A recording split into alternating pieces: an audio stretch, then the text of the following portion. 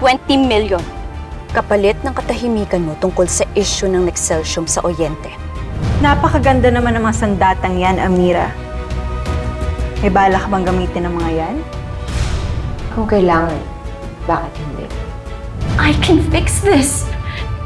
Ano akala mo?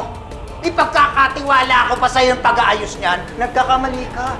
You are fired!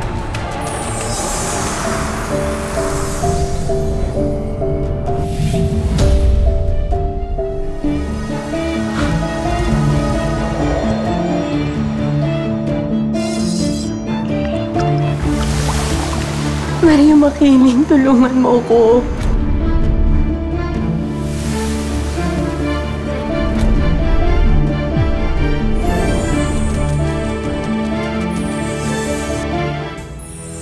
Ano pa hinihintay mo? Ha?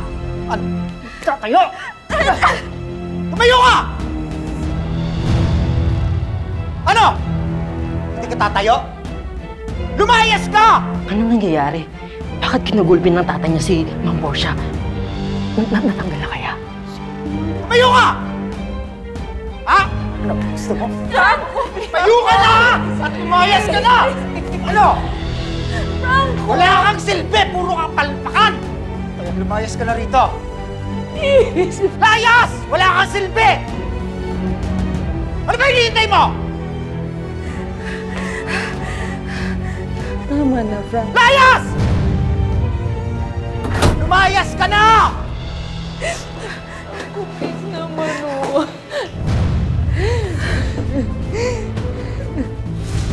Anong tinitingin-tingin nyo?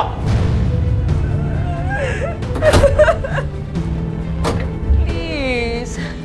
Ano ba?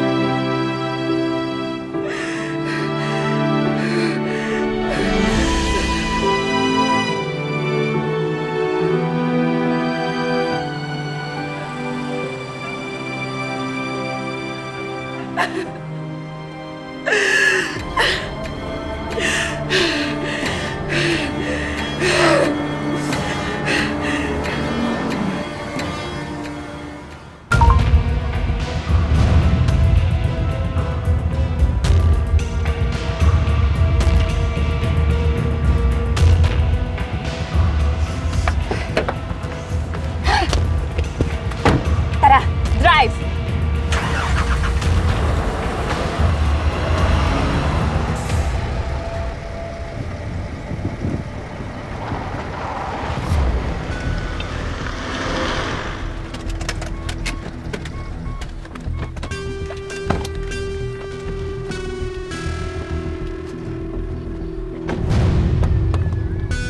Gusto ko lang makausap si Amira.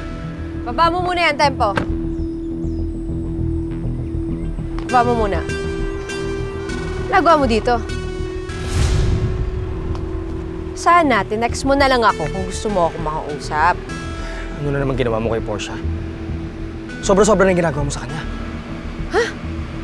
So naglilista tayo ngayon ng dinana sa pang-aapi. Eh kung ako kaya magkwento, nag-amnesia ka, Seb? Tumawag sa akin si Maxine. Nasisante si Portia sa Nexcelsium ng dahil sa'yo. Di ba ganda? Natauhan din daddy nyo. Alam mo kung gaano ka-importante kay Portia yung Nexcelsium, di ba? So? Bakit ko? Hindi pa nga nakaka-recover yung kapatid ko sa traumang binigay mo sa kanya. Tapos ngayon pinupuntirya mo na naman. Ano ulit, paki ko? Ang gagawin ko, Seb? Teka. Kasalanan ko ba? Ako ba kontrabida dito? Ha? Si Portia nagpapatakbo ng Nexcelsium, di ba? Imposibleng hindi niya alam ang pagkakontamina ng mga tubig doon. Kaya namatay yung mga tao sa Oriente. Ngayon, kung matibay sigmura mo, sundan mo tong sasakyan ko. Papakita ko sa'yo kung anong ginawa ng pamilya niyo sa dati kong barangay.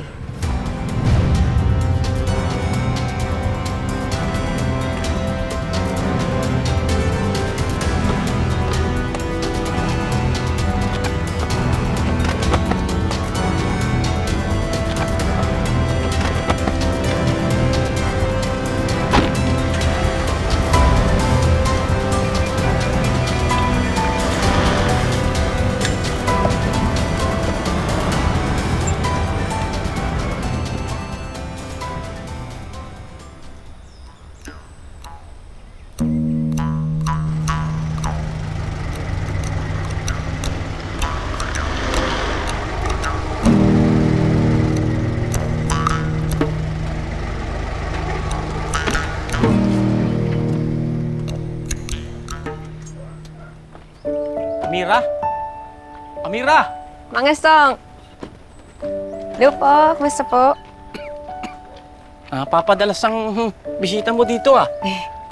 Nandito po ako dahil gusto ko pong personal na ibalita sa inyo na maipapasara na po ang planta ng Nexcelsior sa Oriente. Totoo ba, Amira? Naku, babiyahe po ba ako ng ganito kalayo kung magde-deliver ako ng fake news? Di, totoo nga. Oho. Hindi na sayang yung pag-iingay natin. Hindi rin napunta sa wala yung pagkamatay ni Bekang. Amira, maraming salamat. Maraming salamat. Kung hindi dahil sa'yo, hindi mangyayari ang lahat ng ito. Walang anuman ho. Salamat, ha?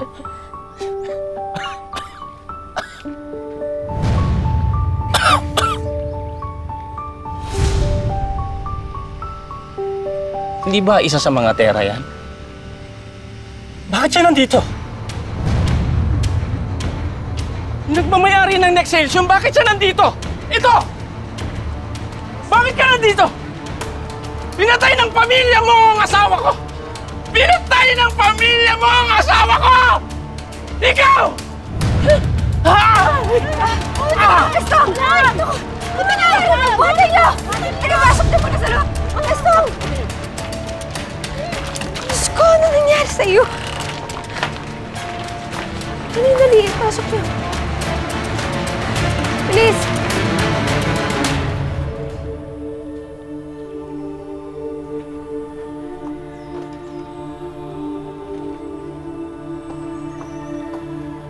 Okay na ho si Mang Estong. Ayaw ho magpadala sa ospital may gamot naman daw ho siya.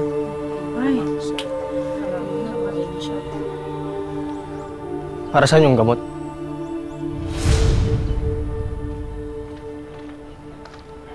May sakit yung tao, di ba? Kita mo. Magiging okay naman siya. Sana. Pero hindi lang siya inaalala ko Maraming tao dito na nakakaranas na ng mga sintomas ng sakit na kinamatay ng asawa ni Mang Estong. Sorry. Hindi ko alam na ganito na pala kalala. Di mo alam? O ngayon, alam mo na, nagigilty ka? Pwede pala mag-guilty ang isang tera, no?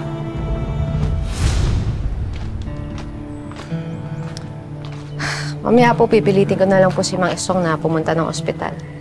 Tapos, kung pwede ho, may sumama sa inyong dalawa para bumili ho ng gamot sa kanya. Okay lang ho ba? May gagawin po ba kayo? Bantayan niyo na lang po si Mang Estong, ha? Okay.